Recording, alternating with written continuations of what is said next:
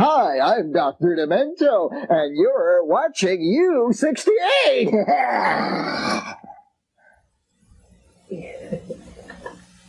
New special from U68. A special on a very touchy, some would say explosive issue. Should music be rated? Are the young people in this country being subjected to objectionable lyrics in music? And should they be rated?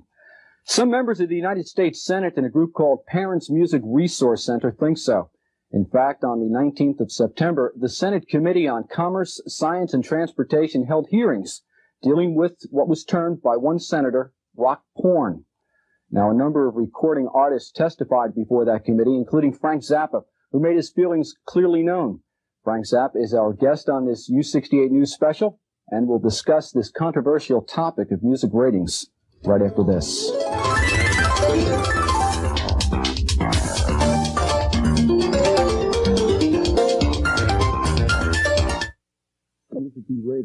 The guest, Frank Zappa, who testified in Washington before a Senate committee on the 19th of September.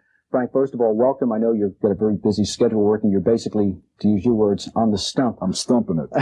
Why don't we just quickly review what went on in Washington, how you were called, how you got involved in taking on a massive undertaking? Well, first of all, I didn't get called. I called them. I got involved in this about 9 weeks ago when I debated a woman named Candy Stroud on the CBS Night Match News in Washington, D.C.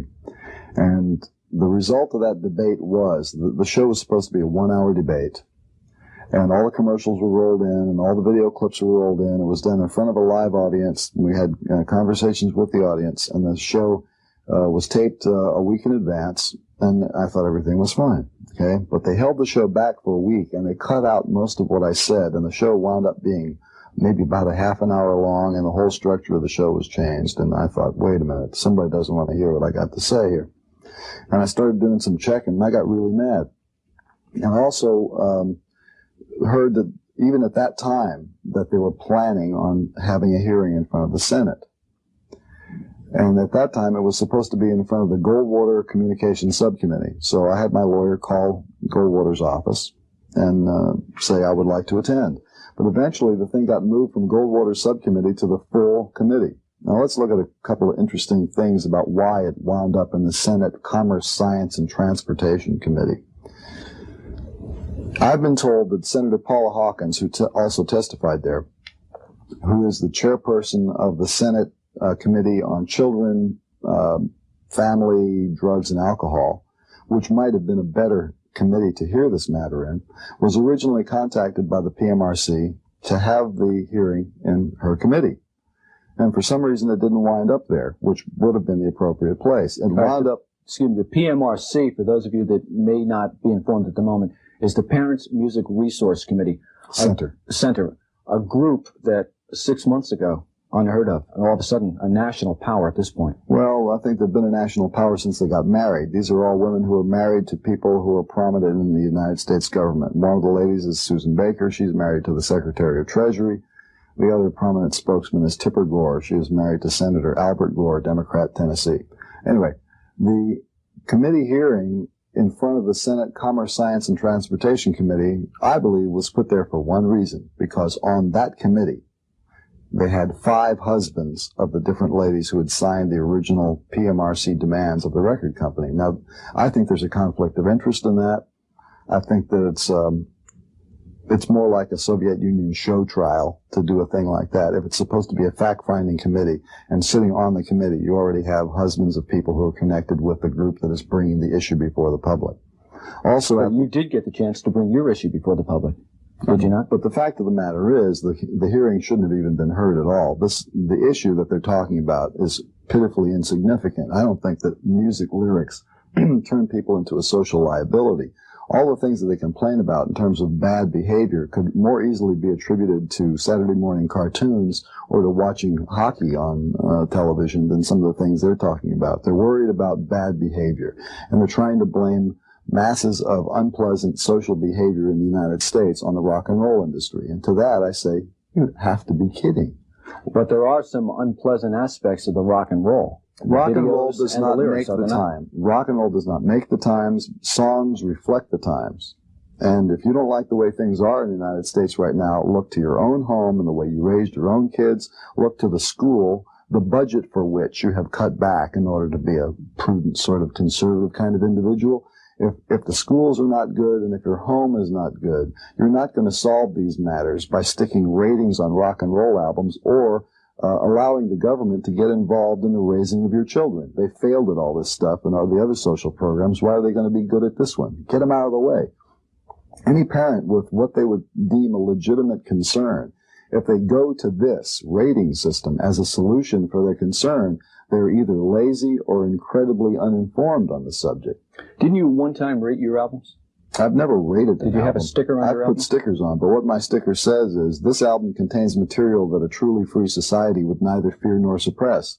And then it goes on to guarantee the consumer that if they buy the album and listen to what's inside, hearing the lyrics will not send them to hell. So I think that's a fair way to let people know what's going on in there. And I've done that on a couple of albums already.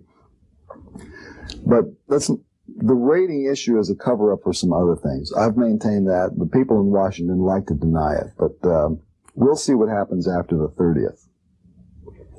We have a video segment, perhaps one of the things that the PMRC is against, and we can roll that and take a look at just what they feel they're up against when it comes to rating music and music videos. That should be coming along shortly. We'll take a look at that.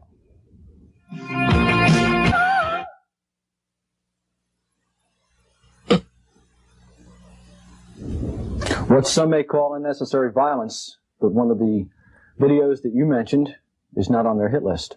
Well, I don't think that one's on their objectionable list. But see, remember, this issue has been confused by the existence of videos. The original matter that they brought up is about lyrics, okay? They started complaining about lyrics, but have spread the base to now include videos. And the reason they've gotten so much coverage on the media is national news likes to pick this up because it can make a colorful story. They illustrate the point, just like you did, by showing a video. And if videos did not exist, I don't think they would have gotten as far as they've gotten in making this a big stink in the United States. Because it makes a nice little news thing. They cut some rock videos together. The announcer says, well, are our children being corrupted? What's going to happen here? And you decide. You know. Meanwhile, they're selling deodorant. They're selling Tupperware. In the case of the ABC Nightline show that they did, they were selling diamonds from South Africa. They were selling Cadillacs. They were selling BMWs. But is there not, frank, confusion in the music industry, too? You've got Mike Love from the Beach Boys donating $5,000 to the PMRC. You've got Smokey Robinson, a vice president, I believe, of Motown Records, coming out in against rock porn. So you're also going up against some of the members of your own industry. I'm not going up against... Well, you are in a sense, aren't you? No, but understand this. I speak only as an individual. I happen to be a record company owner. I have a company called Barking Pumpkin Records. I'm a songwriter, I'm a song publisher, and I'm a performer. And basically what's happening is, as a citizen and as a person who earns his living doing those things, when I see the government getting ready to mess around with my business, I've got just as much right as the local shoe store guy to go in and complain about his business, okay? And what Mike Love thinks, what Smokey Robinson thinks, what Sting thinks, what anybody thinks, that's their business. And if they want to make their opinions known, they should make their opinions known. Okay? I'm not interested in arm wrestling with these people. At this point, I'm doing what I can as a private citizen to say what I think, and if they are going to try and put this across on the United States population, they're not going to be able to do it as easy as they thought they would. How's it going to hurt you to have an R rating on your album? Well, the main thing that it's not just me, it's going to hurt anybody. How's it going to hurt anybody? Okay. Certain record companies have already backed out of the RIAA plan because they've been told by Sears, J.C. Penney's, that if you send me an album with any sticker on it, we're not going to rack it. And so A&M backed out, Geffen backed out, and MCA backed out. If you can't get it into the store, how can you sell it? That's how it can hurt you. Camelot, which is a chain of record retail outlet places in shopping malls, have been told by their landlords, if you rack the stuff, you're not going to get your lease. They're not going to renew the lease. So there's a lot of pressure in the marketplace. I mean, the ladies, maybe they have good intentions. I don't know. Let's give them the benefit of the doubt. But the net result of their tactics is somewhat chaotic. And it's not over yet. Just because the hearing was on the 19th, that doesn't mean we had an argument and everybody went away. There's still stuff going on. In the 1950s, a young man came out, appeared on the Ed Sullivan Show. They had to shoot him from the waist up. His name was Elvis Presley. In the 70s, there was a song, Louie Louie by the Kingsmen, that was checked for objectionable lyrics. It went on to Spiro Agnew talking about the drug culture. Where will it end? We'll pick up on that when we come back.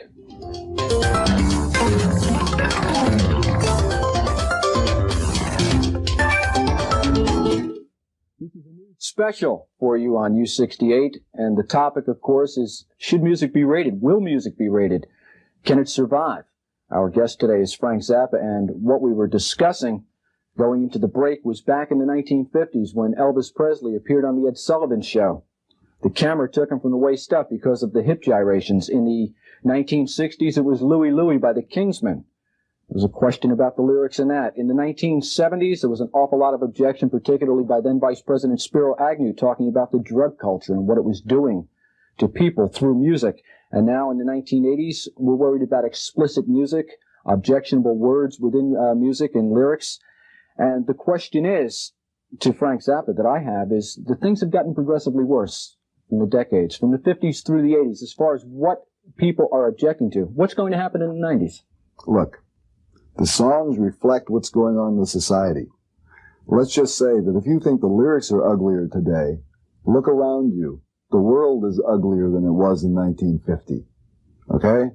And I think that if you find lyrics objectionable in songs and you find that the material is harsh and you can't take listening to it, maybe the better way to fix it is to fix your world. And then these guys who write songs won't keep reminding you of how ugly stuff really is.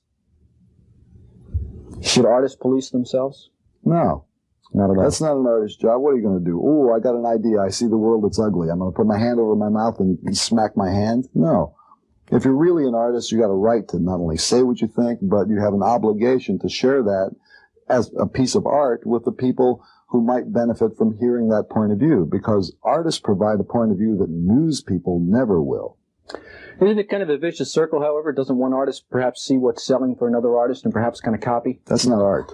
That's commerce. Or how many people are commerce and not artists then within the industry? Well, the industry basically is a commercial industry. I mean, if you're talking about art, I think that what I do is art because my motivation has got nothing to do with going out there and having a hit record. And I got a track record to prove that at 20 years.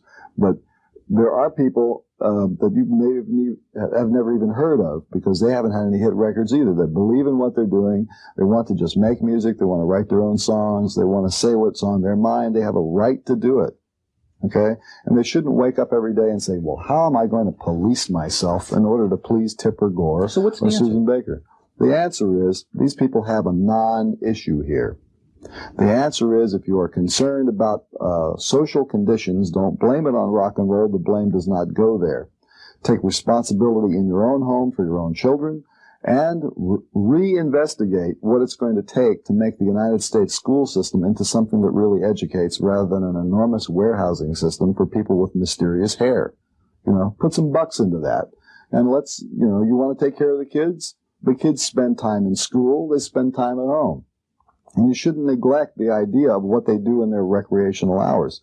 Some cities try and punish the young people in the town by refusing to put up facilities that give the kids a chance to hear music in comfort.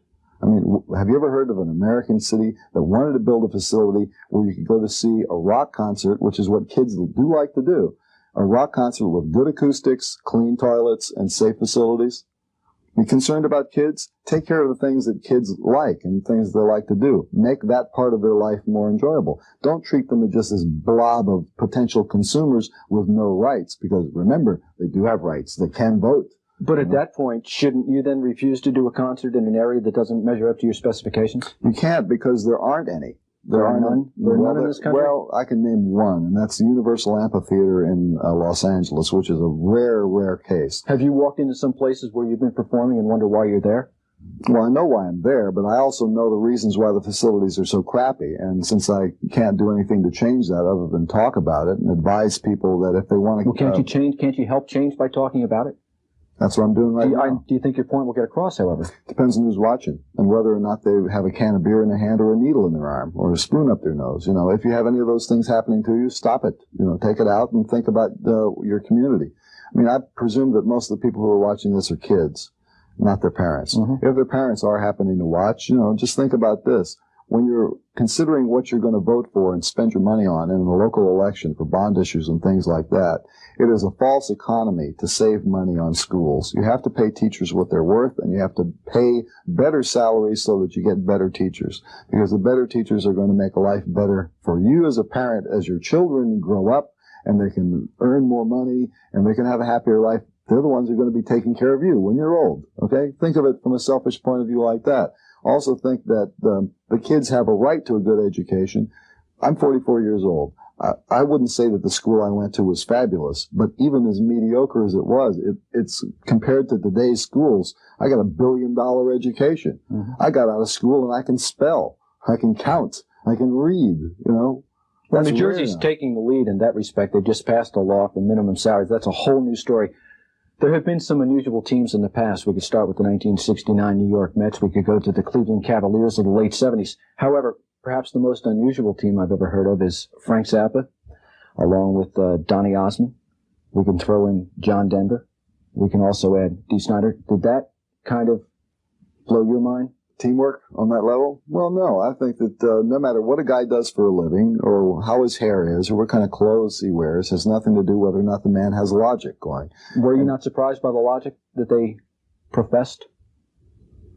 I was delighted rather than surprised. I mean, when John Denver was coming in there to testify, nobody knew what he was going to say. And I know all the senators had their fingers crossed that he was going to be on their side. And I'm sure he caused them discomfort when he compared what was going on in the Senate to Nazi Germany. Or not in the Senate, but in the rating business. Mm-hmm. He made a comparison to Nazi Germany, which disturbed them. And when Dee Snider said that the bondage is all in Tipper Gore's mind, I think that the point was very well taken. And when Donny Osmond on television says, if you have these ratings, I'm going to have to put dirty stuff in my record so that I can, make it sell better. I don't think... A surprise from Mr. Clinton, his reputation. He's a nice guy. I'd never met him before, but after the show, when the way the show was set up, I was in one little room, he was in another little room, and Candy Stroud was in Washington, D.C. with a bookcase behind her. Like she's the real world, we're these two criminals over on the West Coast. And, in fact, the room that I was sitting in had this white rag on the wall. It was somebody's office, and Donny Osmond was in the hall with the presidential blue background. They had filtered my microphone to make me sound like Billy Barty. They really had to figure out who was going to be the bad guy, who's the clean guy, and who's the right person. And it didn't work out that way, I mean, think of this. Suppose you go on Nightline and Ted Koppel says to you twice in the show, well, Mr. Zappa, you're an intelligent man. Isn't that the equivalent of putting the pointed white paper hat on your head, twice in one show? So it was a little bit weird. And after the show, Donnie comes in and gave him a big hug. I said, I thought it was really great what he was saying. He says, I'm really serious about this. I mean, and if it goes to concert ratings, what could happen? And I said, look, in San Antonio, they are trying to put these ratings on live concerts. And he says, oh my goodness, if I go down there, my concert would get a G. I said, that's right, Donnie. Frank Zappa versus the Mothers of Prevention. Meets the Mothers of Prevention. The title of the new album in your stores now. Kind of a little touchy issue in that. You had to get a little legal advice on the situation. Well, I've had legal advice all the way along. I mean, this, you don't go into something like this without talking to somebody who knows something. I'm not a lawyer. I had a civics class in high school. I got out of that okay, but for this, you need a lawyer. What we'll do is just let you hear just a couple of seconds of one of the cuts on the album. Then after you hear it, we'll come back and explain exactly what you've been listening to. To the audience, exactly what we heard. Well, what you've heard is a song called Porn Wars, which is 12 minutes long. It's not all like that. It's in 3 different sections, and it uses the actual voices of the senators and Reverend Jeff Ling and Tipper Gore in the testimony made before the hearing on September 19th. This is all in the congressional record, and I just made a piece of music out of it. It really gets scary after a while. That's just the beginning. It gets really scary later. It's like a nightmare. Is there a compromise in this whole issue? Yeah, there is. Perfect compromise. And that is? I'll stop talking about it when they go home. You're serious, too, when you say that. I'm serious. So, in other words, what you're saying is unless you get your way and there are no ratings, you're not going to be satisfied. Well, look, I can't control the record industry. Do you fault the motives of these people? Yes. I don't. You don't trust think there them. are any good intentions at all? Well, let's give them the benefit of the doubt. Maybe there are. But personally, my deep down feeling is this is not sincere. This is not sincere. And what gives you that feeling? Because there's a lot of money involved in it. Explain that. Well, this is tied up with a piece of legislation which in the House is called H.R. 2911 and in the Senate is called the Mathias Bill. And it's the blank tape tax. And because of the pressure put on the record industry by the wives of the senators and congressmen who will affect record industry legislation on this bill and other pieces of legislation. That's one of the reasons why the record industry agreed earlier to put some kind of a warning on a record. If the husbands of these women didn't have this power over a bill that was worth a lot of money to the record industry, I doubt whether the record industry would have paid any attention to them at all. It's been extortion. What kind of feedback are you getting from your fans, from the kids out there, from the adults out there? I would say that it's 99.999999 positive with all the mail and the comments that I've had from people in the street. I mean, there's been very little negative comment that's come to my mailbox or people that I've met on the street. I mean, nobody comes up to me and says, you know, stop it, you're crazy. You have not stopped. Literally not stopped since this all began. All right, let's move 12 months down the road. How do you see the scenario in November 1986? Where do you think you'll be? What do you think the result will be of what's going on? One thing that I will probably still be doing in 86 is based on who does what on this issue. I will try my best to help them reevaluate their career. I mean, certain people in the Senate and in the Congress who will be coming up for re-election at that time need a message from the American public in this age bracket, not necessarily from their parents, but kids need to realize that, is it the 26th Amendment that gives the 18-year-olds the right to vote? I think that's the one. It wasn't easy to get it. Now that you got it, what are you doing with it, you know?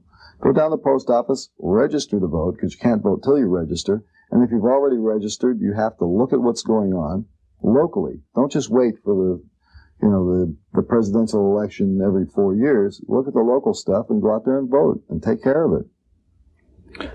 The bottom line is we've barely scratched this issue. There's so much to talk about, so much to do, and so little time to do it in. I'd like to thank Frank Zappa for spending just a few minutes with us today. As he's told you, he's on the stump and he's got a very busy schedule. Feel free to address any comments you have to us. You can send them to us. We'll get them to Frank. He might like to see what you have to